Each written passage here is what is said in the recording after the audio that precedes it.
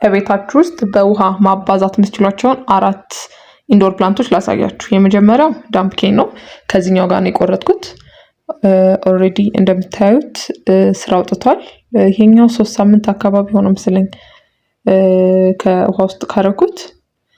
ሁለተኛው ሞኒስትራ ነው።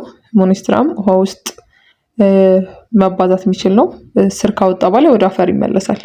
እንደምታዩት ስር ማውጣት ጀምሯል። ይሄም 2 ሳምንት አካባቢ መሰለኝ 2 ወይ 3 ሳምንት አላስታውሰውም። እና ኦልሬዲ ስር ማውጣት ጀምሯል። ከተወሰነ ጊዜ በኋላ አፈር ውስጥ አደርገዋለሁ በደንብ ስር ካወጣ በኋላ ማለት ነው። ሶስተኛው ራበር ፕላንት ነው። እሱም እንደምታዩት የተወሰነ ስር ማውጣት ጀምሯል። ከሁሉም ብዙ ጊዜ የወሰደው ይሄ ነው። 1 ወር አካባቢ ሆነው። አሁን ላይ ትንሽ ቅጠል ማውጣት ጀምሯል እንደምታዩት። አራተኛው ስኔክ ፕላንት ነው።